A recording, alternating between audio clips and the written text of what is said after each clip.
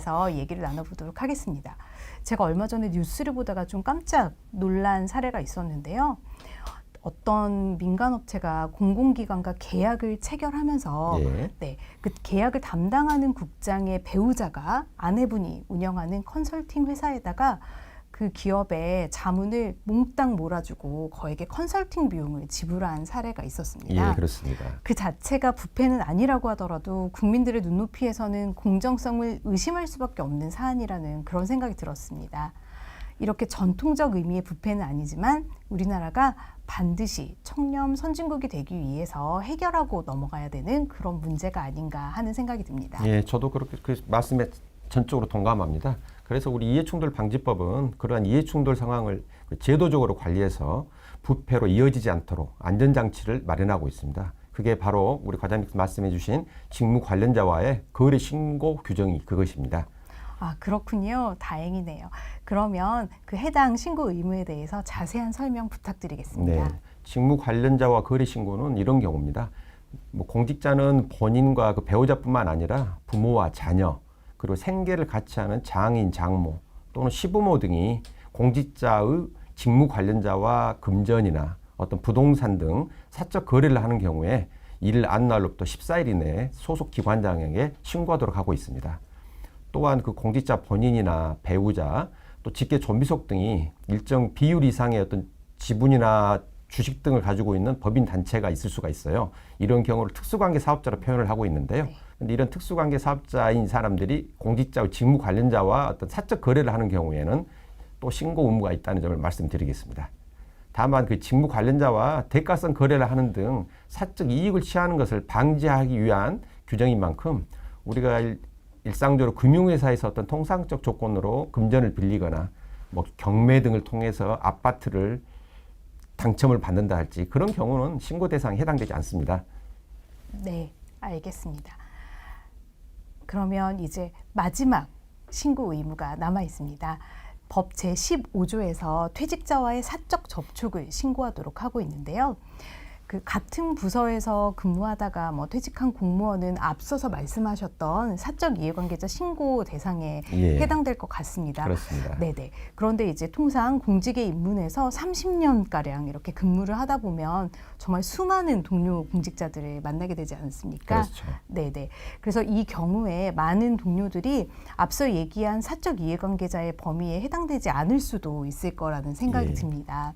그렇다면 그런 퇴직자와의 부적절한 접촉이나 전관 예우 의혹을 사전에 좀 방지하는 것도 필요할 것 같은데요. 네, 그렇습니다. 그래서 저희 이해충돌 방지법에는 우리 과장님 말씀하신 것처럼 그런 경우를 예방하기 위해서 어떤 퇴직 공직자에 대한 전관 예우 등 특혜 시비를 사전에 예방하기 위해 퇴직자와의 사적 접촉 신고 규정도 마련하고 있습니다.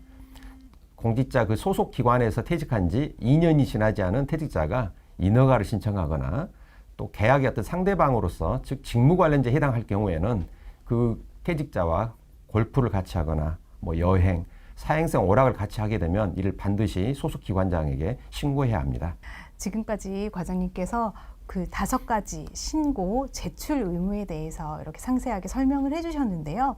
그렇다면 이 의무를 위반한 경우에 어떤 제재를 받게 되는지에 대해서도 좀 말씀 부탁드립니다. 네, 공직자가 어떤 사적 이해관계자 신고를 안 했거나 공공기관에서 그 보유 직무 관련 부동산 보유 매수 신고를 안 했거나 직무 관련자 거래 신고 의무를 위반할 경우에 우리 법에서는 징계 또는 2천만 원 이하의 과태료를 부과하도록 하고 있습니다.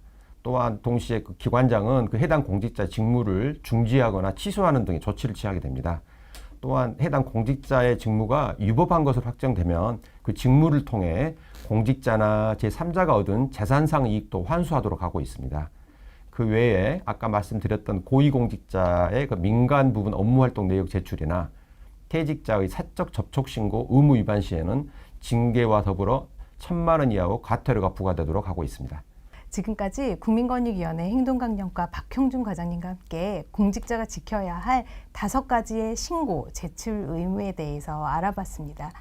특히 이 5가지 의무는 명백하게 불법이나 부패라고 하기는 어렵지만 국민들께서 그동안 끊임없이 물어오셨던 그럼에도 불구하고 이건 과연 공정한가? 라는 질문에 대한 저희 공직사회의 답변이라고 생각합니다. 금지가 아닌 자율적인 신고와 사전적인 관리를 통해서 우리 공직자들은 모두 안심하고 일하고 국민들께서는 우리 공직자들에게 안심하고 맡길 수 있는 청렴이 자연스러운 일상이 되는 대한민국이 되기를 희망합니다. 과장님, 지금까지 이렇게 상세하고 명쾌한 강의 감사합니다. 네, 감사합니다. 안녕하세요. 앞서 5가지 신고 제출 의무에 이어 5가지 제한 금지 행위에 대해 알아보겠습니다.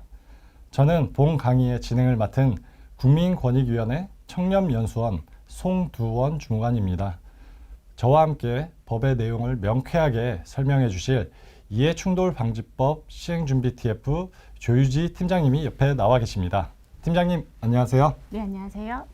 네, 이제부터는 공정성과 부패 발생 가능성이 매우 높아서 행위 자체가 제한 또는 금지되는 5가지 유형을 설명해 주실 텐데요. 먼저 이해충돌방지법 제10조에 직무 관련 외부 활동 제한 규정이 눈에 띕니다. 네, 최근 공직자가 직무 관련 지식에 관한 온라인 강의를 개설하고 거액의 수강료를 받아 문제가 된 사례가 있었습니다. 이해충돌방지법은 이처럼 공직자가 직무와 관련한 강의, 자문, 대리 등으로 인해서 공정한 직무 수행에 지장을 받는 일이 없도록 제한 규정을 두고 있습니다. 그럼 구체적으로 어떤 행위들이 제한이 될까요? 예, 먼저 직무 관련자에게 사적으로 노무, 조언, 자문 등을 제공하거나 소속 공공기관의 직무 관련 지식이나 정보를 타인에게 제공하고 그 대가를 받는 행위를 엄격히 제한하고 있습니다. 다만 청탁금지법 제10조 외부 강의 등을 통해서 사리금 수수가 허용된 경우와 소속 공공기관장이 사전에 허가를 한 경우는 허용됩니다. 그리고 또 공직자가 소속 공공기관이 당사자인 소송 등에서 상대방을 대리하거나 조언, 자문을 하는 행위를 제한하고 있고요. 또 외국기관, 법인 등을 대리하는 행위, 그리고 직무 관련 다른 직위에 취임하는 행위도 기관장의 허가 없이는 할 수 없습니다. 네, 이런 점을 기억하시고 사전에 꼼꼼히 살펴보셔야 될 것 같습니다. 그럼 두 번째로 가족 채용 제한에 대해서 알아보겠습니다. 취업은 우리 국민들, 특히 청년 세대의 가장 큰 관심사인데요.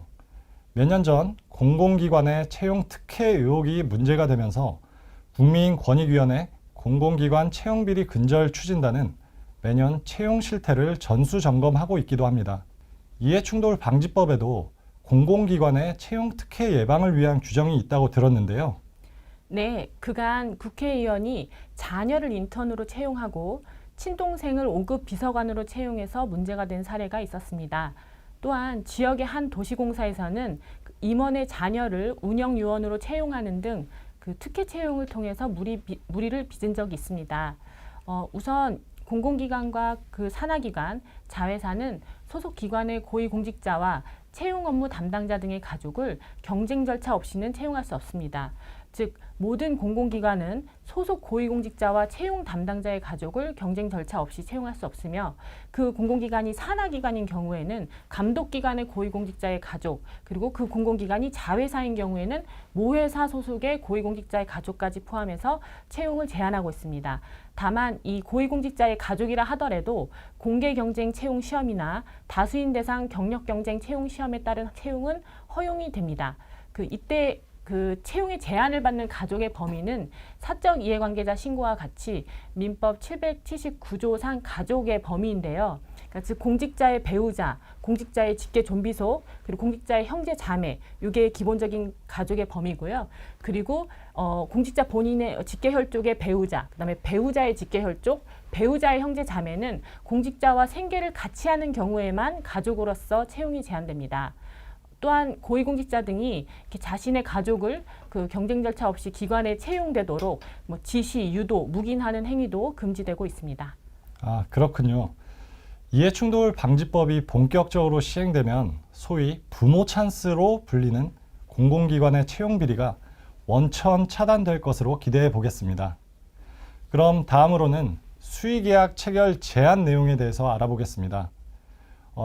최근 공직자의 가족이 편법적으로 공공기관의 계약을 독식하는 행태가 언론에 종종 보도되고 있는데요. 이해충돌 방지법은 이를 어떻게 제한하고 있나요? 예, 공공기관은 고위공직자, 계약 담당 공직자뿐만 아니라 소관 상임위원회의 국회의원, 지방의회 의원, 그 공직자의 가족과 수의계약을 체결할 수 없도록 이제 규정하고 있습니다. 이해충돌방지법상 수의계약 체결 제한 범위는 매우 넓어서 공공기관 소속 고위공직자와 계약 담당자, 그리고 그 기관을 직무로서 감독하는 국회의원이나 지방의회 의원, 그리고 이 공직자들의 가족뿐만 아니라 그 가족이 대표자인 법인단체, 그리고 이들과 관련된 특수관계 사업자까지 그 해당 공공기관과 수의계약 체결을 제한됩니다. 그리고 산하기관이나 자회사는 이에 더해서 그 해당 기관이 산하기관이라면 그 감독기관이나 모회사의 고위공직자, 고위공직자의 가족과 또 이들이 대표자인 법인 단체, 이들과 관계된 특수관계 사업자와 수의계약을 체결할 수 없습니다. 그래서 이 경우에 이제 수의계약 체결이 제한되는 가족의 범위는 공직자, 그리고 공직자의 배우자, 공직자의 직계존비속이며 그 배우자의 직계존비속은 생계를 같이 하는 경우에만 수의계약 체결이 제한됩니다. 물론 공직자가 이를 지시, 유도, 묵인하는 행위도 금지하고 있습니다. 네, 계약의 공정성을 위해서는 반드시 필요한 조치인 것 같습니다. 그러면 다음으로는 공공기관 물품 등의 사적 사용 수익 금지에 대해서 알아보겠습니다. 이제는 많이 사라졌지만 그래도 가끔씩 공직자들이 관용 차량이나 공용 물품을 사적으로 사용하는 사례들이 남아있는 것 같습니다. 네, 그래서 이해충돌방지법은 공직자가 공공기관의 물품, 차량, 토지, 시설 등을 그 본래의 목적과 달리 개인적 편의나 이득을 위해 사용할 수 없도록 규정하고 있습니다. 네, 이를 통해 그동안 무심코 행해졌던 사적 사용의 관행이 뿌리 뽑히기를 바라겠습니다. 자, 그럼 다음으로 직무상 비밀 등 이용 금지에 대한 내용인데요. 팀장님, 이번에 설명해 주실 내용은 5가지의 제한 금지 사항 중에서 국민들의 관심이 가장 높은 내용일 것 같습니다. 최근 공직자들이 직무수행 과정에서 알게 된 정보를 이용해서 부동산 투기를 했다는 의혹이 불거져 사회적 문제가 됐었죠. 특히 이런 사안은 공직자 개인의 부패 행위에서 그치지 않고 공정한 자원 배분이나 시장 경제를 왜곡할 수도 있다는 점에서 철저한 예방 대책이 필요하다는 국민들의 목소리가 높았는데요. 네, 그래서 마련된 규정이 바로 이해충돌방지법 제14조 직무상 비밀 등 이용 금지입니다. 당초에는 부패방지권익위법상 직무상 비밀 이용 금지만을 이제 규정하고 있었는데요. 이해충돌방지법에서는 공직자는 재직 중은 물론 퇴직 후 3년까지, 그리고 직무 수행 중 알게 된 비밀뿐만 아니라 소속 공공기관의 미공개 정보까지 이용을 금지하고 있고, 그 재물 또는 재산상의 이득을 취득하거나 제3자에게 이익을 취득하게 하는 행위를 금지하고 있습니다. 여기서 소속 공공기관의 미공개 정보란 재물 또는 재산상 이익의 취득 여부를 판단하는 데 중대한 영향을 미칠 수 있는 정보로서 불특정 다수, 즉 국민들에게 공개되기 이전의 정보를 의미합니다. 이를 위반한 경우에 7년 이하의 징역이나 7천만 원 이하의 벌금에 처하고 있는데요. 또한 이렇게 공직자가 직무상 비밀 등을 이용하여 취득한 재물이나 재산상 이득은 몰수하고 이를 몰수할 수 없는 경우에는 해당 가액을 추징하게 됩니다. 뿐만 아니라 실제로 재산상 이익을 취득하지 않더라도 사적 이익을 위해 직무상 비밀이나 소속 공공기관의 미공개 정보 등을 이용하는 것 자체가 처벌 대상입니다. 예를 들면 시험지 유출과 같은 사례가 있을 수 있겠습니다.